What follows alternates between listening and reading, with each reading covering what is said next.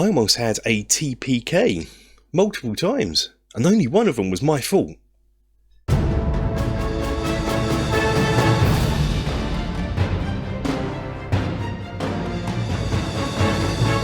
Hello and welcome to the Battle in Barrow and another D&D session overview type thing of me waffling on very badly about what happened in our game. This marks the last of the red box sort of introduction games that I've been running to do with Bargle, taking the players through, which is a shame because I've really enjoyed running these, but we're going to move on to other things after this. And it is specifically inspired by the Kill Bargle adventure that is in Ozin, Dungeon 150. Last time I left them in a room which we deemed it was safe enough to have a long rest, so they've rested up, and they now going to descend the stairs, which is good because this is going to be a bit of a dangerous level to go into. So the players descend to the next level, level 3, and they come upon a room that has two doors on the north wall and a fireplace on the south wall, and the room is lit by a torch casting weird shadows. I don't normally get a chance to do this in games, but I've actually managed to do a Professor Dungeon Master and start this session off with rolling initiative and combat, because those weird shadows are in fact the undead creature shadows, and as the party descend, the shadows waste no time in attacking. But this is an easy challenge for the party. They have Theo the cleric who can turn them, and they have Witchy Poo the pyromaniac, and shadows are susceptible to fire. So after a quick bit of combat, they take out the shadows, but it does sort of put them on guard that this is probably going to be more deadly than the other levels. They open both doors and they're presented with two rooms. There is a short corridor that leads to a smallish room with a circular column in the middle, and another corridor leading off, and I can just about make out another room at the end.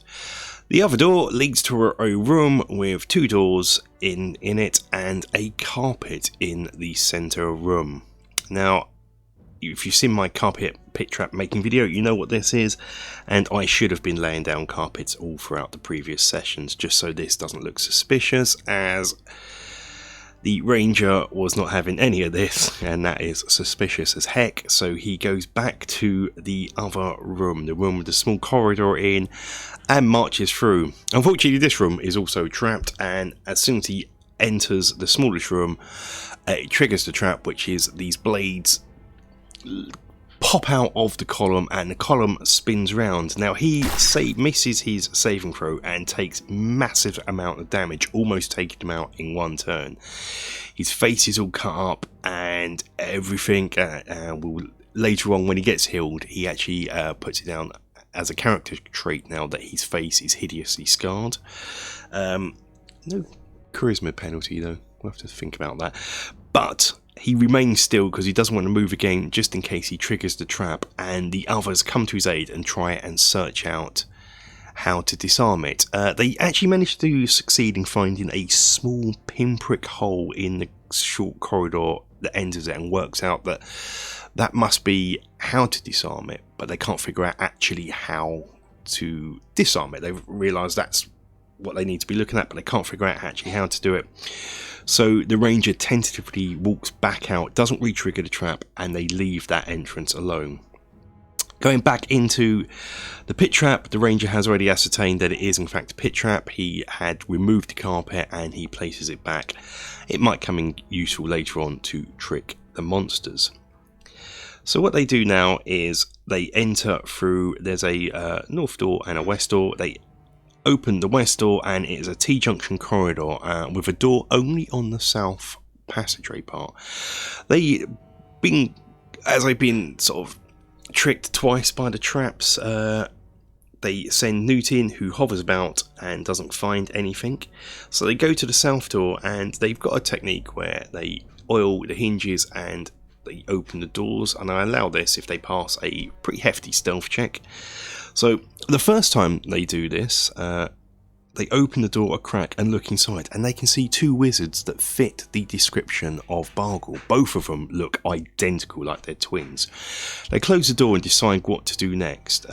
After a bit of discussion, they decide to sneak open the door, try and sneak in and catch them off guard.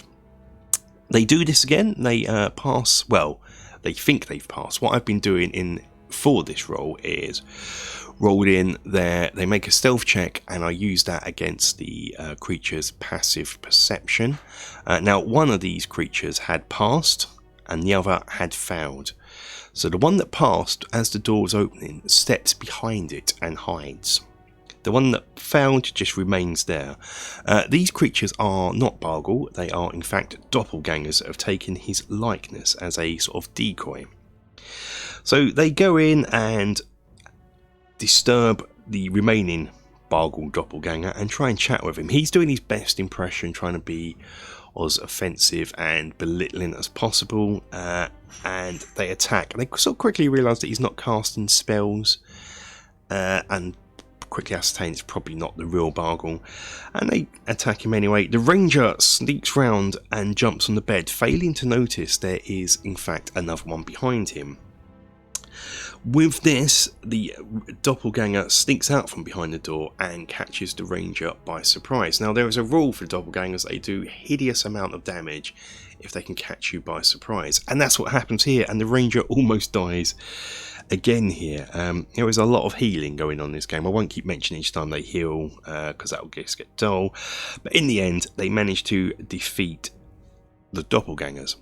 They open the door that leads out of this room, and it is a small bedroom that has a chest. For this sort of dungeon, ironically the chest isn't trapped. So they open it and they find something called lots of robes and a pair of leather boots and a pair of potion vials, and both are labelled extra healing.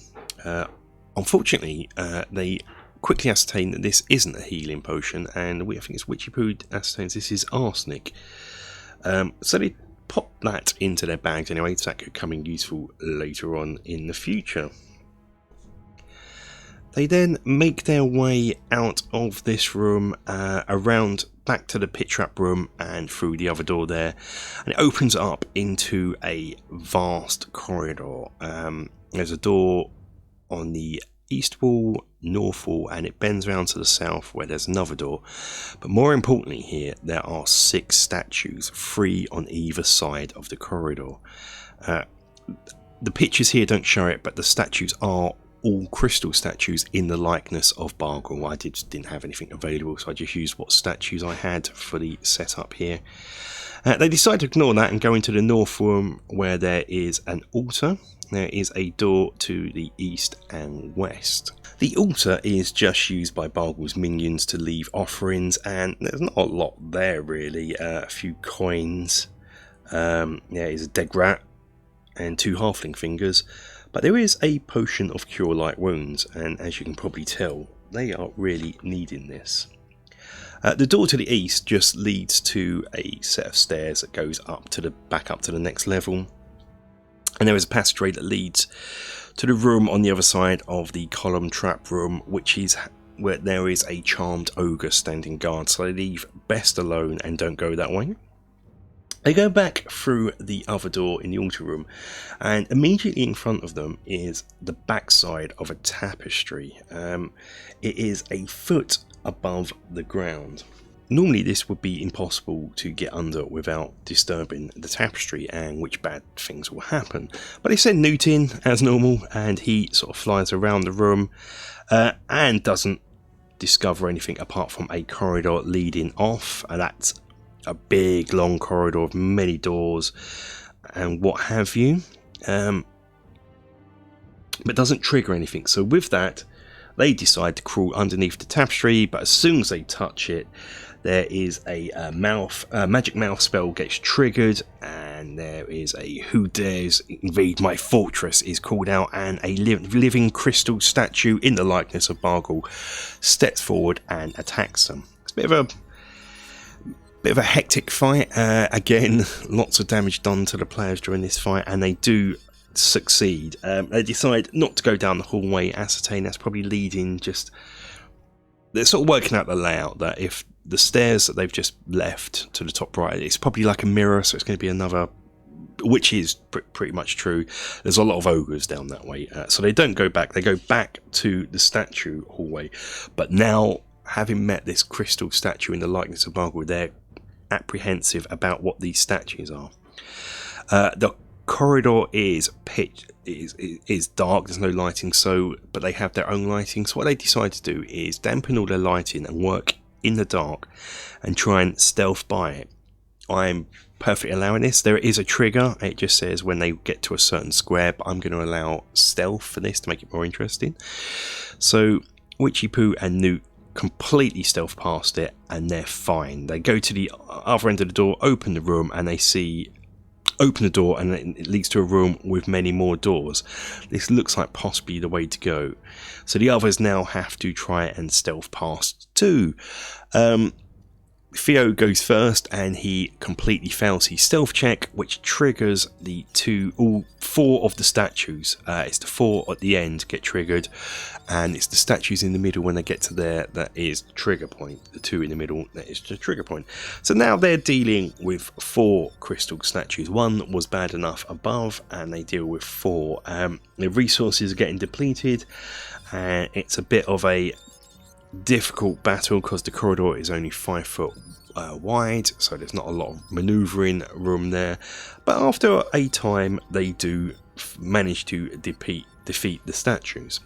So they enter this room, and each time they try the doors, and each time they open the doors, there is only a small 5x5 sort of closet and nothing else in there. They don't enter yet, they just open the doors and nothing happens. But this is quite a insidious trap room. The door to the east, if they open that, step inside and then close it behind them, it opens a secret door that leads to the T-junction chamber corridor from earlier. And what was meant to happen if they do it this way is, without killing the doppelgangers first, is there is a bell that is triggered when the secret door opens that alerts the doppelgangers in their room. The bell rings in their room, and they try and sneak up and defeat the one person that's in this room, because it's only you can't, if someone opens the door now, that door is locked from the room until the secret door is closed. It's sort of it's a one-way system. So the doppelgangers will try and sneak up, kill that person, and take their form over. So that's what that door does. The door on the south eastern door, what it does, if you go in there and close the door, it teleports you to on top of the carpet in the pit trap room, which then instantly triggers the trap and hurls you to your death. The door on the south western part of the room will drop an ochre jelly onto a player that is in there, which is hideously nasty. And the western door actually is a secret door that reveals itself to the fake throne room of Bargle. Luckily, this is the one they pick first, and after a while they decide to step in and close the door, and it opens a secret door, and they work it out that it is 1 in, 1 out, so you have to enter the room through the secret door, close it to unlock the door again. They enter the fake throne room, and next to it is also a little sort of side room, fake treasury I think is there, which they explore and then quickly ascertain that the treasure is fake. After doing an investigation, it's just like cheap metal painted gold. The ranger takes a few of those coins though for, again, future use. He's always scheming something. But the fake room, there is another doppelganger in there that appears after a while that they have to defeat. Again, they quickly realise this is not the real Bargle due to the fact that it's trying to pretend to cast spells, but it obviously can't. So there's a bit of a battle there, and after a while they defeat it. Again, they're running low on health potions and health and what have you, and they search the room and they search for secret doors, which they find on the south wall, which opens up into the real Bargle throne room. There is a pool in the centre of the room just as they enter, and at the end on a throne is Bargle, who belittles them. Now this is where I go horrendously wrong. He's meant to cast a few spells in a certain order. The first spell he's meant to cast is summon monster to summon a water element from the pool. I got this wrong, and his next spell is meant to be a firewall spell that divides the room into two, splitting the party up. One trap with the water, one part of it trapped with the water elemental, one part trapped with him. I get this spell wrong, and I read it that there is a massive area of effect, almost affecting the entire room, and promptly kill most of the party except for the ranger, who is left with 4 hit points. Now, I quickly realised my mistake, and I do offer to redo it, which we all agree that is only fair, being that I got it hideously wrong. So we redo it and we cast the water elemental, which is bad enough as it is, because that wails on them and almost kills them anyway. The fire damage spell does affect some of the players, and that almost kills them. So the end result is still the same, but it's fair. And now the most horrendous battle takes place. Bargle is levitating, he's casting spells. They're trying to take out the water elemental, but quickly realising that its hit points are in 3 digits.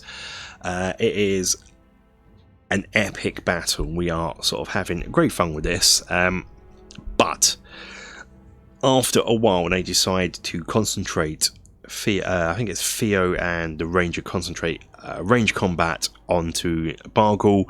Even little Newt gets involved with his poison spell, and the poor Witchy Poo is taking the full brunt of the water elemental. They managed to get Bargle down to a certain amount of hit points. I think it's 7 when he gets below 7. They finally managed to do that, but what happens then is he pushes a jewel on his throne. It slides open and he escapes and quickly slides past. So now they are trapped in a room with a water elemental and no Bargle. They are still fighting while they're trying to search around the throne to get which jewel it is. It takes a few turns of fighting and avoiding, but they manage to do it and hot pursuit into Bargle down the stairs along a corridor. And it is here where they're presented with the fearsome visage of Bargle on the back of a young red dragon. He laughs at them, does a sort of Dr. Claw from Inspector Gadget until next time kind of thing, and flies off. Ranger takes a pot shot at the dragon, and I would have let it stand, especially if it was a natural 20. That'd have been quite fun, but it misses, and Bargle escapes on the back of the dragon. The players, of course, now have no option but to leave Castle Mistamere via this route, so they'll never know what the orb did on the top level, because we never did that. But that marks the end of this game. They march back to town, and we don't, because of time, we don't plan anything, but I already have something in mind I want to run next session, and that is, there could be trouble in Threshold.